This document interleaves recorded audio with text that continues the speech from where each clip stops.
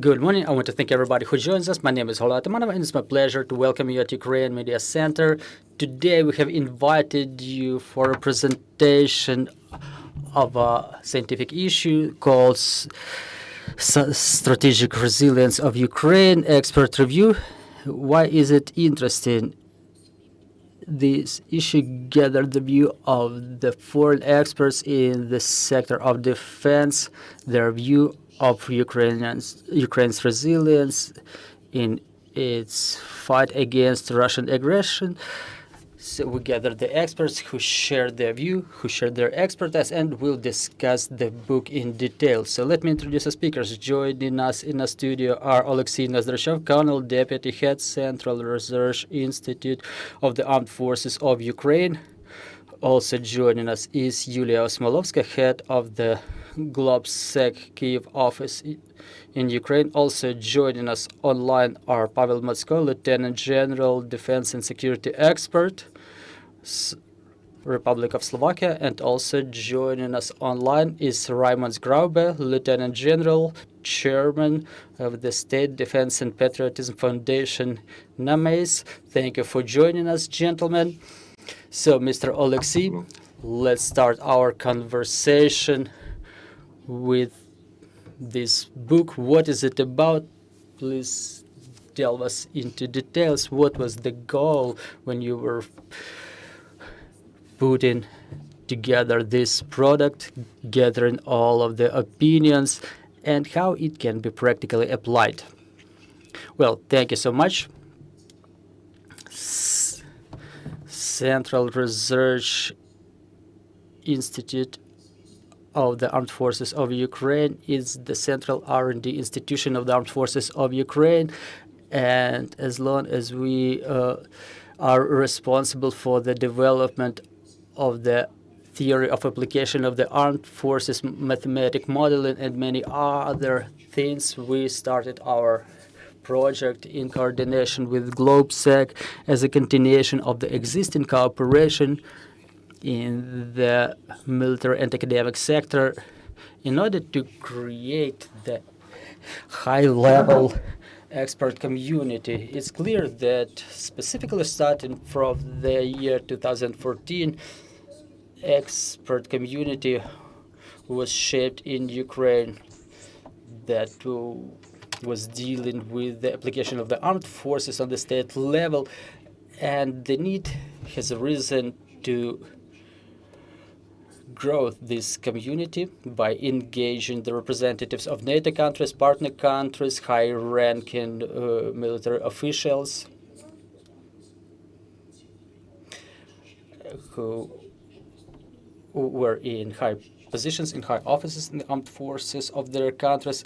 And when first part of our project yielded certain results, we decided to create a publication. This is just the initial step of our project in order to provide the military and the scientists with opportunity, and not only for them to get themselves familiarized with the expert opinion of the NATO countries, the armed forces commanders of NATO countries, and also to provide the wider communities, the population of Ukraine, with the opportunity to find out what the war in Ukraine looks like in the eyes of the professionals, in the experts who have relevant military education, relevant skills of military service, which are top experts in the area of defense and application of the armed forces, and the comprehensive support of the armed forces. Hence, this project, it doesn't only complement the work of our institute, not only the research regarding the armed forces, but it's also the continuation of our work with international think tanks. And we want to thank GLOBSEC for these partnerships. They've been a long-standing partner of our institute for years.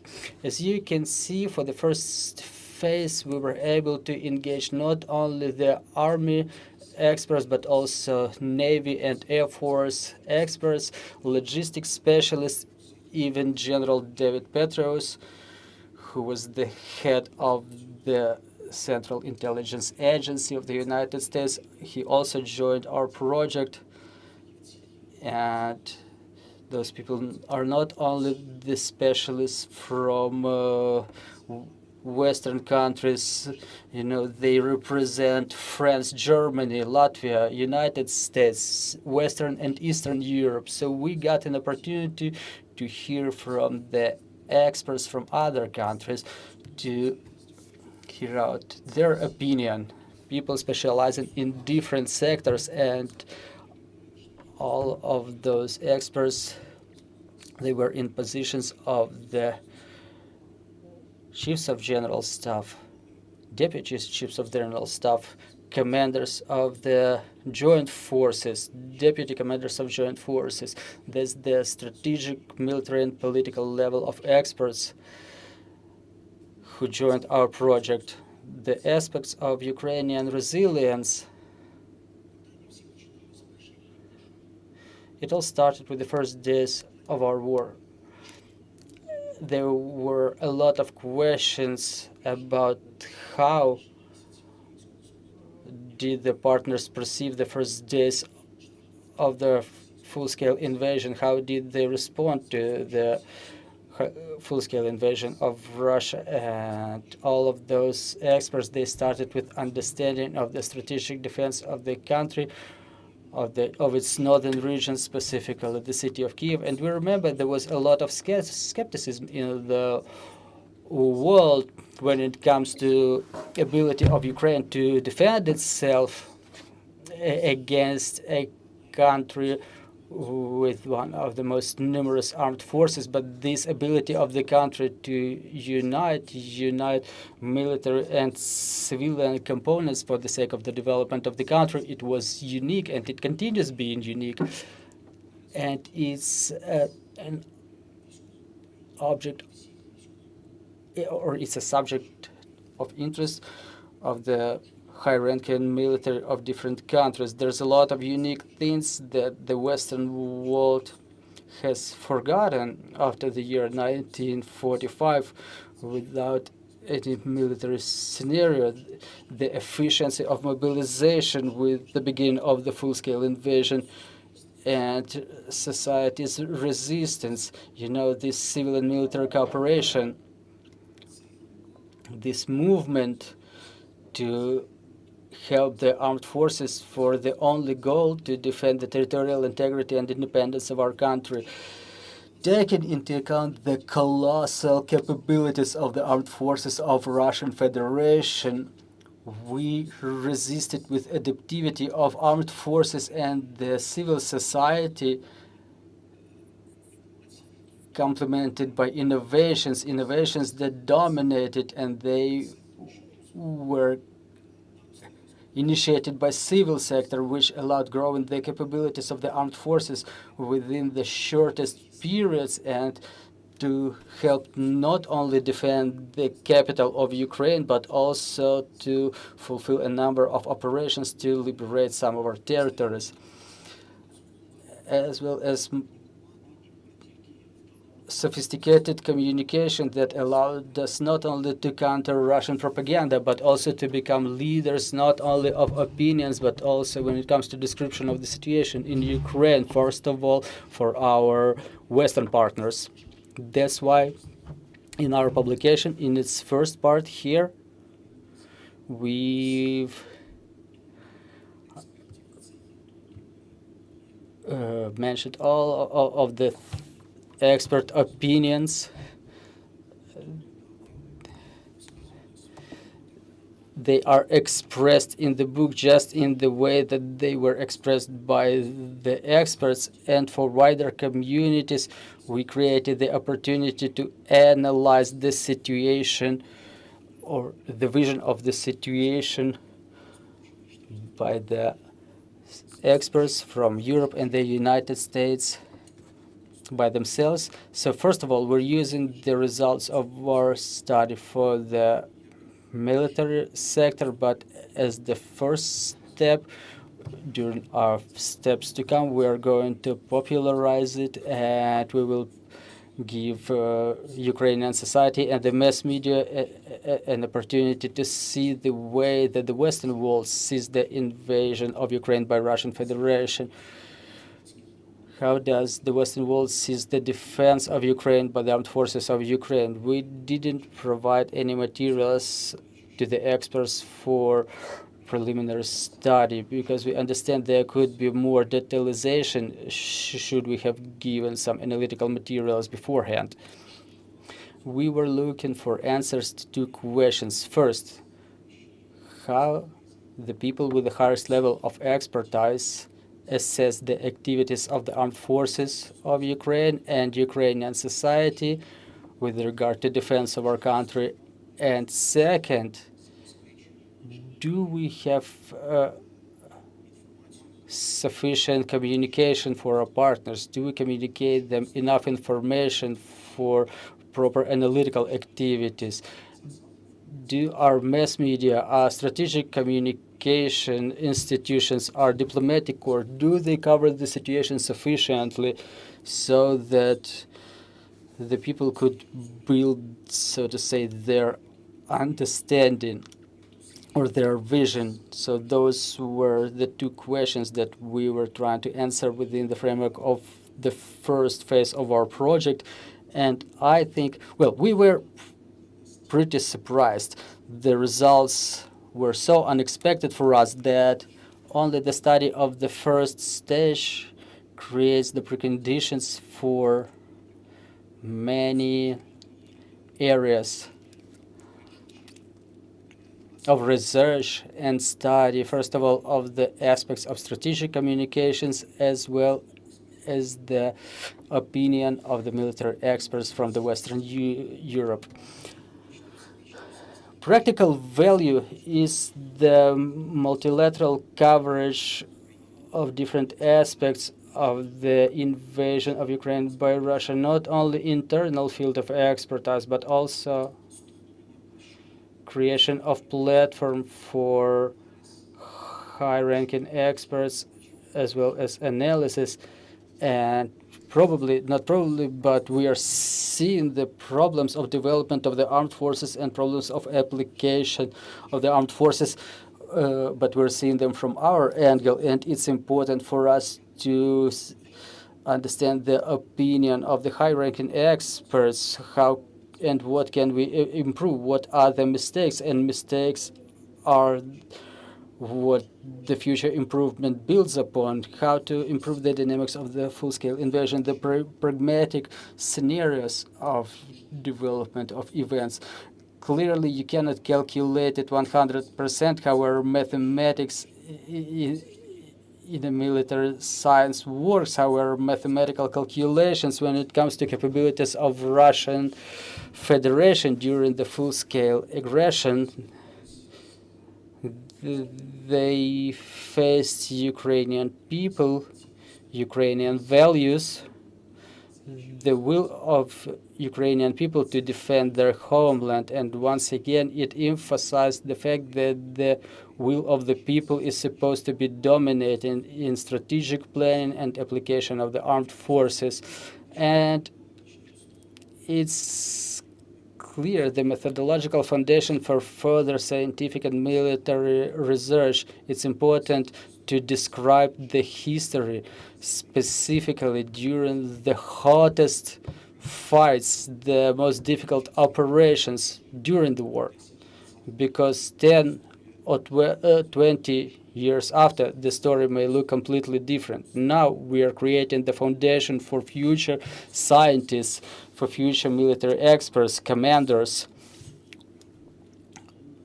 so they could assess this war. This project is unique and valuable for us, and we really appreciate the support of both our colleagues from GLOBSEC and high-ranking experts and former military commanders of the NATO countries. Mr. Oleksiy, you've mentioned that it was unexpected for you to hear and to see those opinions prepared by the high-ranking experts, and I will probably ask you to unveil some of them and to tell us about those most unexpected nuances.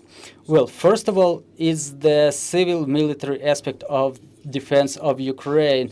It's clear that all of the military who were engaged in strategic and operative planning, they organize and exercise their planning based on the existing capabilities of the armed forces, reserves, potential of the country, and taking into account the will and desire of the people to defend this country is very difficult. We can calculate the mobilization resource of the country. We can calculate the number of men and women we can engage in mobilization process, but the will of the people to defend their country is very difficult to calculate.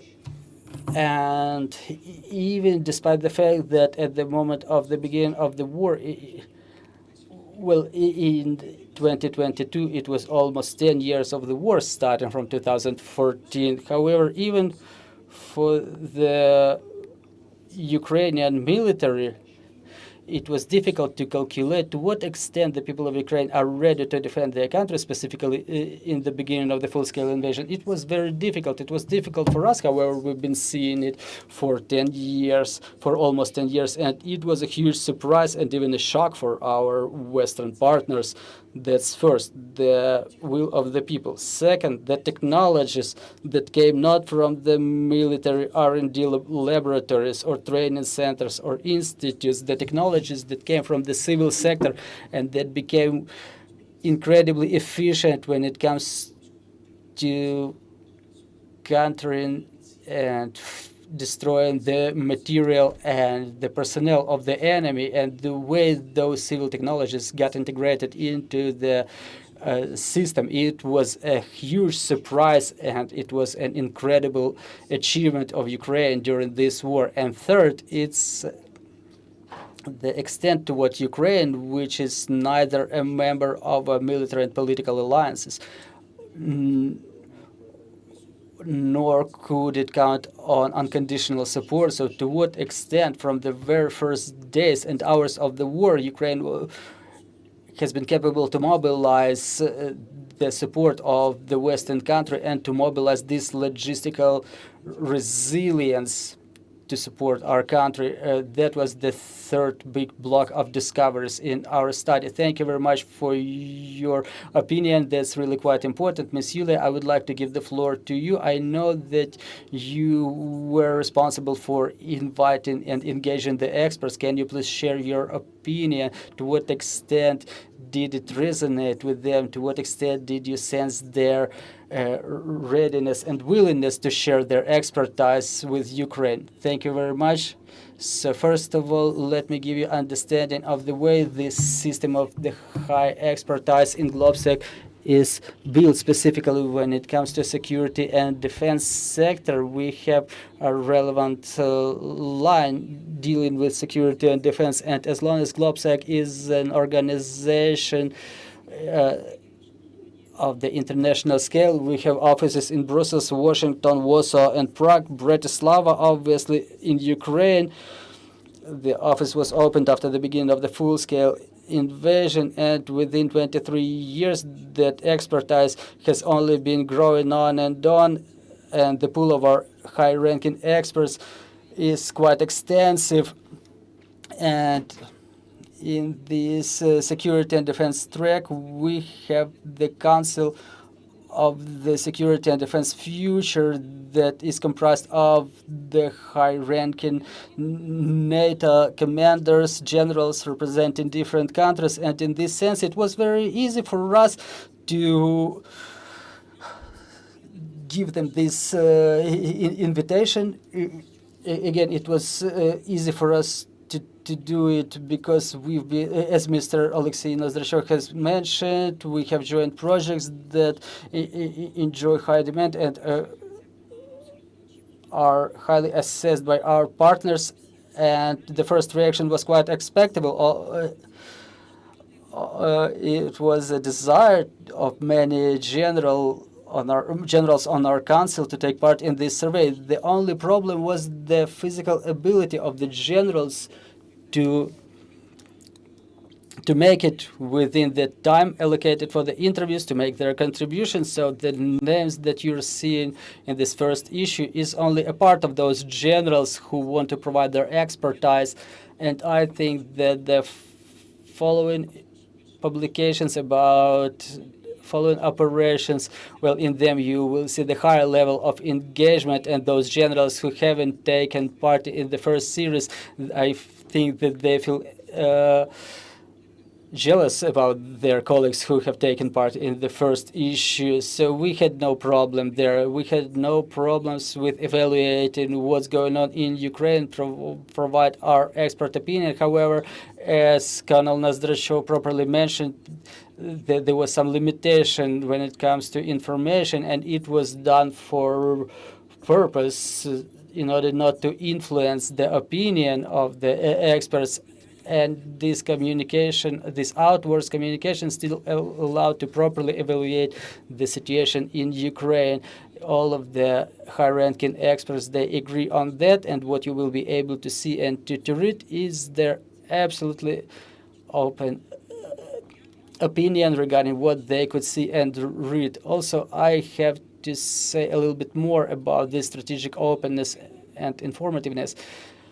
As a responsible expert community, we were helping the country from the very first days of the full-scale invasion. We were cooperating with the Ministry of Foreign Affairs and the Ministry of Defense and all other strategic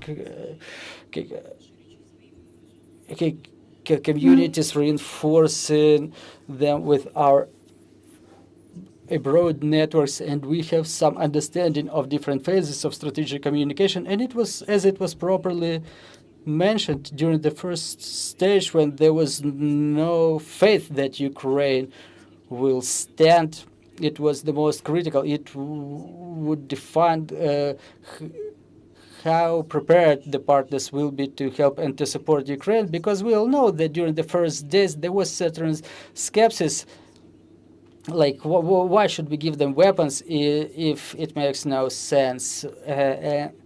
And this element of strategic communications, it was critical, and Ukraine has made it at the highest level.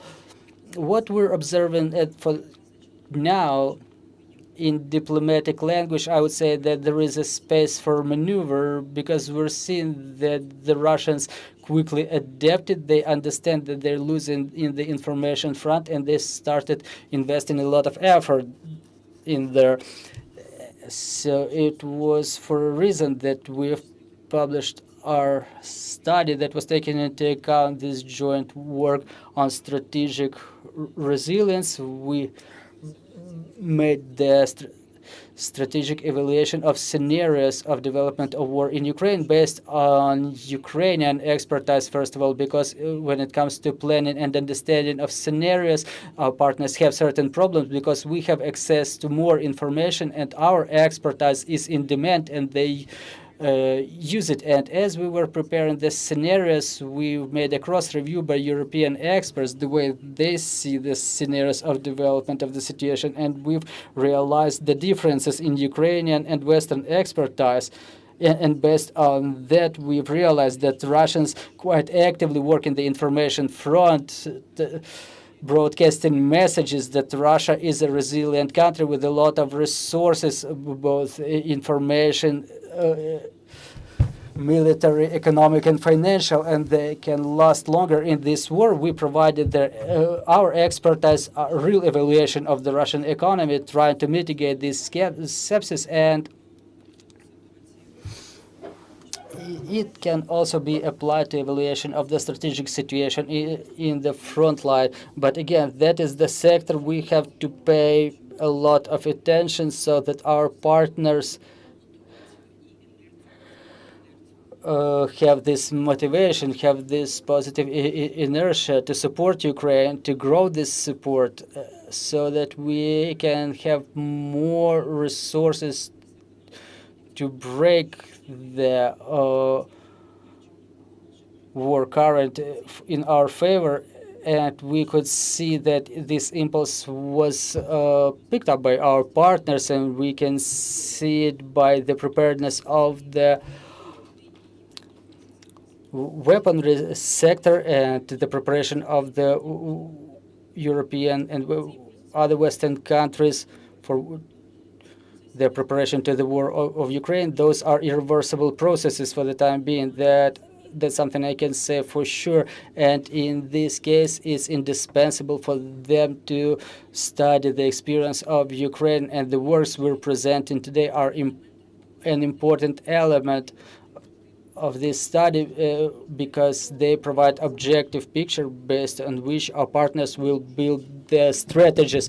Thank you, Ms. Iuliia, and I would obviously like to have generals with a colossal experience and expertise join our conversation.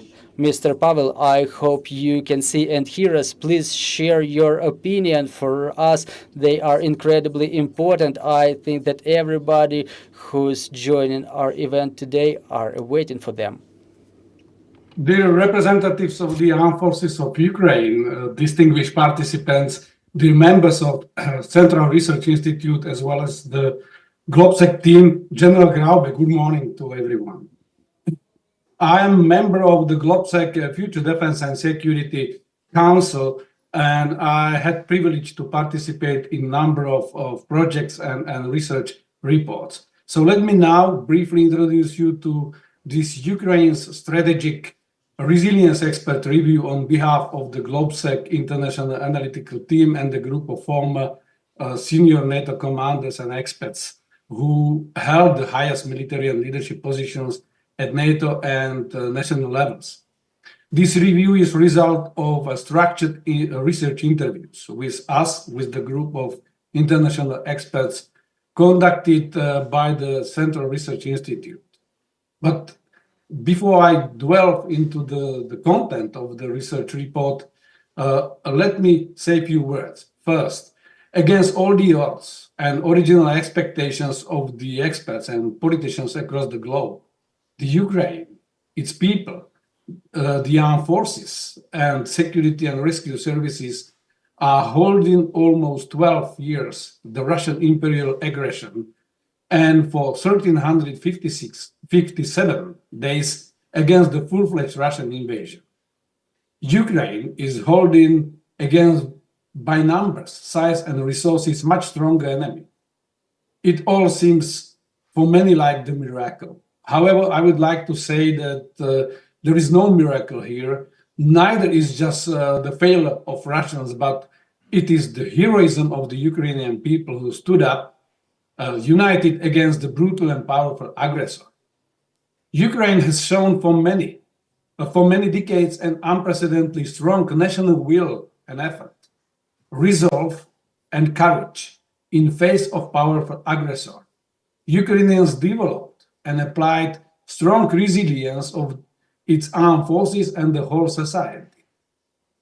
On behalf of the GLOBSEC team, and I hope on behalf also of all the international group of senior military experts, let me express our sincere tribute to the people of Ukraine, the heroes of the Ukraine who fight on the battlefield or maintain the strength of the nation right now as we speak, and particularly to the fallen Ukrainian heroes and heroines. The strong resilience of the Ukraine was not an accidental outcome of the war, neither the purely Russian failure, but rather result of the national will, preparation, strategic foresight, as well as strong resolve and operational and tactical art of the Ukrainian commanders and service members.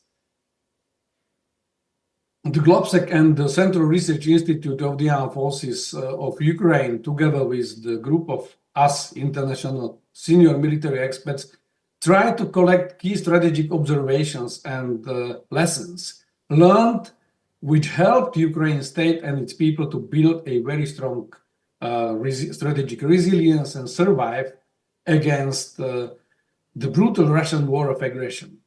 It is something which is not only to be learned and remembered by Ukrainians, but this is definitely something which has to be learned and adopted by the Western nations. It has been a privilege to me to be a part of such a research, together with international group of military experts, together with also with General Graube, all of them former high-ranking officers like Supreme Allied Commanders for Transformation, General Denis Mercier or General Philip Lavin, General David Howell Petraeus, former Supreme Commander in Iraq and Afghanistan, as well as the former Director of CIA, already mentioned and present General Graube, or Admiral Manfred Nielsen, former Deputy Supreme Allied Commander for Transformation. In our mutual work with the Central Research Institute and the GLOBSEC International Analytical Team, we try to assess the key factors and foundations of the strong Ukrainian resilience and strong defense against the assumed much more powerful aggressor. I would underline assumed. Ukrainians have proven that they can stand against such an aggressor. I can guarantee to you that we wanted to draw the strategic observations and lessons as we have seen it, regardless the actual outcome or potential controversies.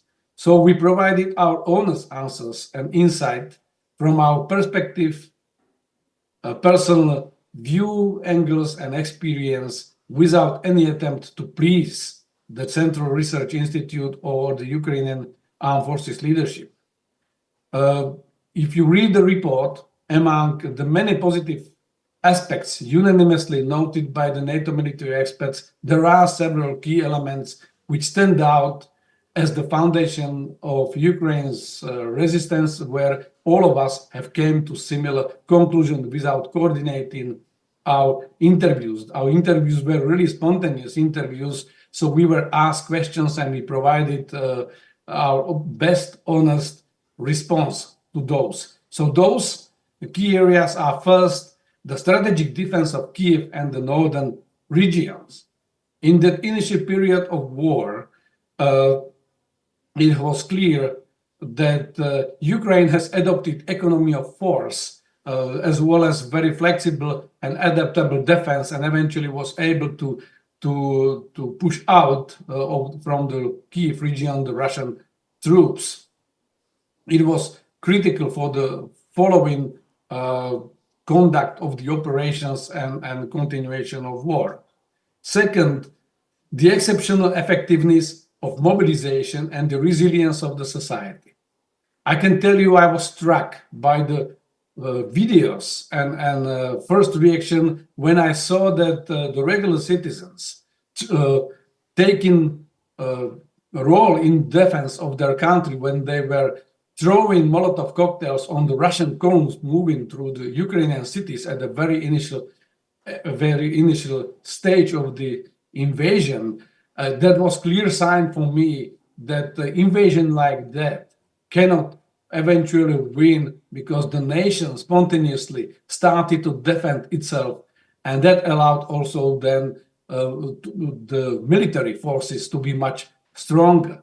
Third, an impressive adaptability and innovations on the battlefield, learning and retraining undoubtedly impressed Western military experts. I can tell you in military history, we normally see that the space and military technology is extending later to the civilian life. What we have seen in Ukraine, in the lack of high-tech military technology which was possessed by Russia, they were ingenious and they were able to employ in mass scale the drones, into civilian drones, into the military operation. So in a few instances in a history, we have seen the mass migration of the civilian technology, which definitely changed the conduct of war and which changed, I think, for long future, the way we conduct the war changed and were redefining the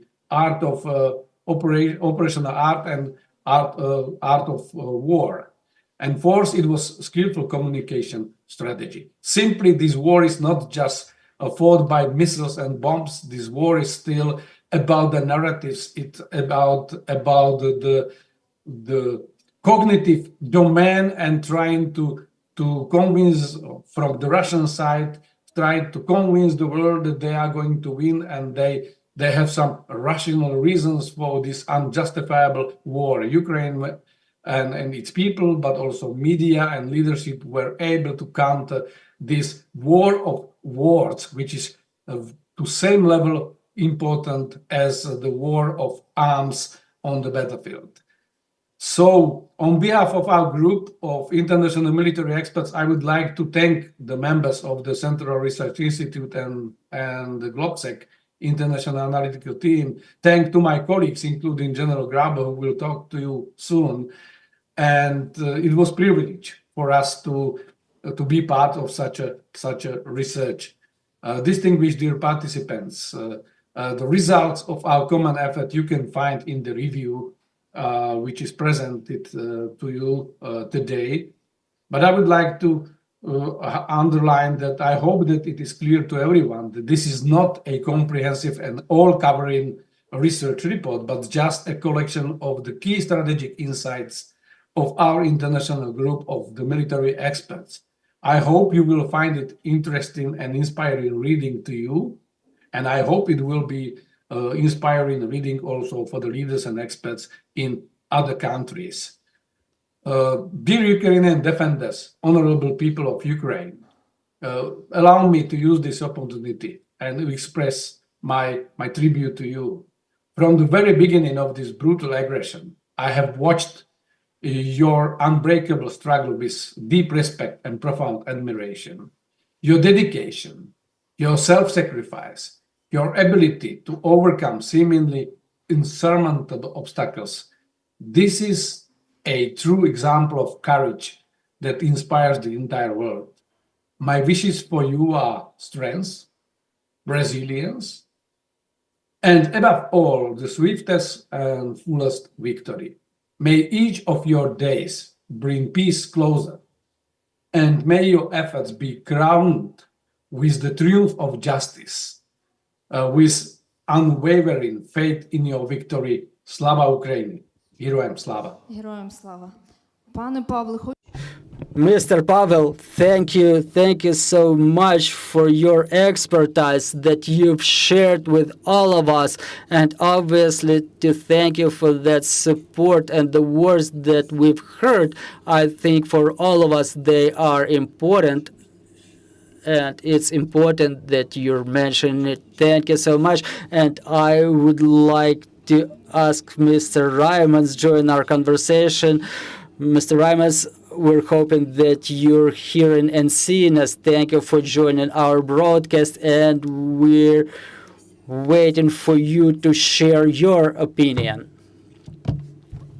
Good morning, everyone. I hope you hear me as well. And yeah, it's my honor and a privilege to be part of this distinguished group for the first time. I'm a newcomer to this analytical field, at least, particularly on this research. Thank you, Pavel. Thank you, John Matsko, for your very clear and analytical kind of overview, which makes my business a bit easier. I will be more general, I would say, because it's really agree with everything what you have said, and yeah, it's great work. What you've done with the team of Colonel Nozdrachov and his team, congratulations. It's great work. Couple general observations. First of all, we all know, at least we can, this analytical works and kind of historical overviews, military, political, everyone, you can kind of put in kind of three groups. One group is to make kind of write academic works and research after 50 years. Why 50? Because it's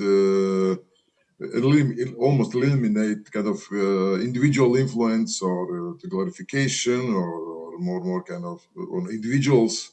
So it's why the people take archives and write papers and memories. It's not the case. It shouldn't be the case in this research. Second is after the event. On your case, after the victory, yeah, it's definitely very important period to make immediate analysis and research in order to change historical books, in order to change military manuals, because this war is very, very unique, and from military perspective, military terms, it's changed a lot of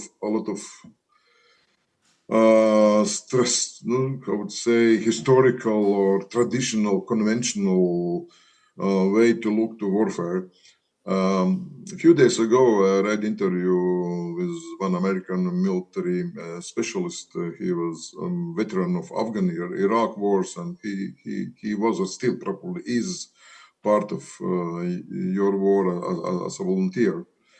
And he said this war is absolutely different from those who have been taught in schools and in exercises and trainings. For instance, tranche warfare. It was kind of already out there as an old-fashioned way of fighting, and he was not even trained in this way. So, but you are changing this war. But let's talk about this a bit later. And your particular work is, I would call it, online work. This is very, very important, and thanks to all teams and all supporters and experts, because this is a unique way to analyze the event.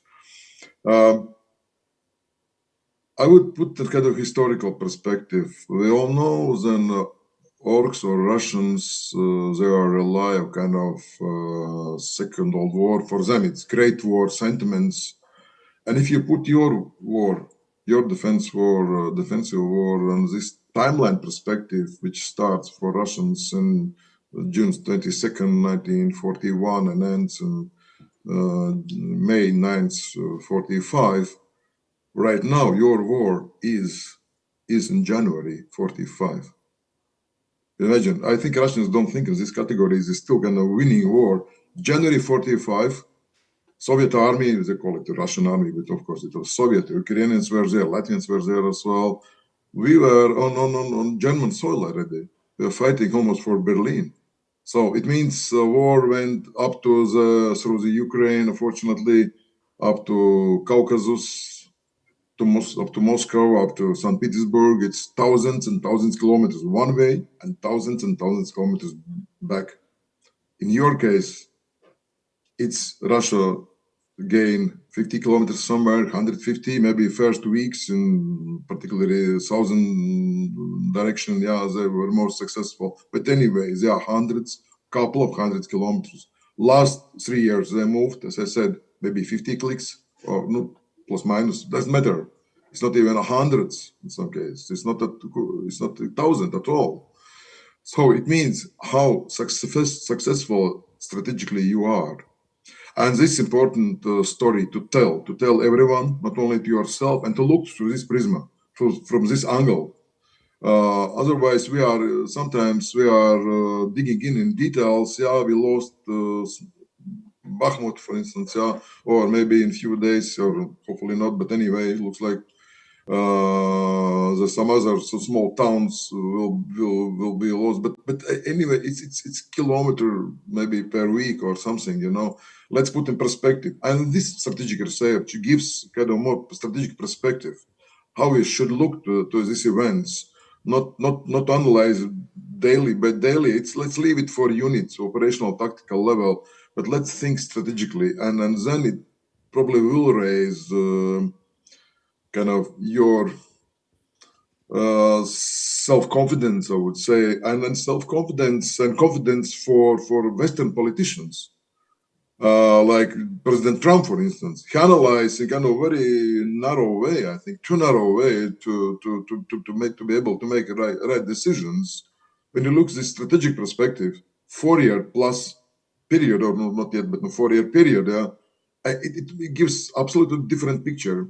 This is why this work is very important, to remind us, online analysis, to remind us, hey, it's real war, long-lasting war, and it shows in your strategy in overall was absolutely right. You always, after particularly my initial example after the war, yeah, we can analyze this probably this event could be conducted or done a little bit differently, or maybe we lost something there more than there. Whatever, yeah, it's part of the business. It will be done definitely. But right now, let's focus on strategic level. Strategically, you are showed for the whole world yourself. First of all, to everyone, I say, even too difficult to describe as a military, as a former chief of defense, by the way. I had access to all military analysis and Afghanistan is whatever, top classified stuff, you know. But your experience is unique. And last point is one of the difficulties for me to make analysis, to make a judgment, was lack of the classified information. You know, it's always easy from outside. Everyone knows sitting watching TV, and everyone knows how to go to not to go to Kursk. It's a big success. Or like how to conduct operations where reserves should be sent. It's wrong. This is very wrong pattern. It's actually trap, and many people are following these traps. These experts, you know, so-called experts.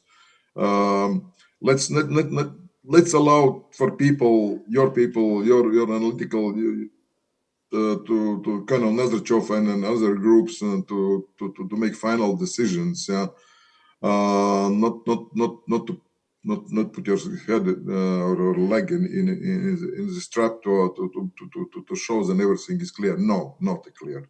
As I said, for me it was difficult when the questions were asked about this or that operation. Yeah, I said, yeah, I didn't know I don't have full operational picture. I didn't know where reserves are, how strong they are, what situation in other regions. These commanders only can make this decision. My suggestion is, particularly today, for general public, to trust your commanders. To trust, I don't want to go to politics, you know, trust presidents. It's up to you. Of course, you do trust, but anyway, the most important, trust your commanders. Yeah, mistakes happened. That definitely. There is no one war without mistakes. We should simply, it's not good to accept mistakes, but we should, some sense, to some extent, accept mistakes. It's part of the very probably the most difficult business on board. To send people to these tasks, which from where probably not everyone will return. So this is the difficult part. So once more, I'm fully joining Pavel's last few sentences regarding heroism and the unique spirit of Ukrainian nation. There are a lot of things to learn from you.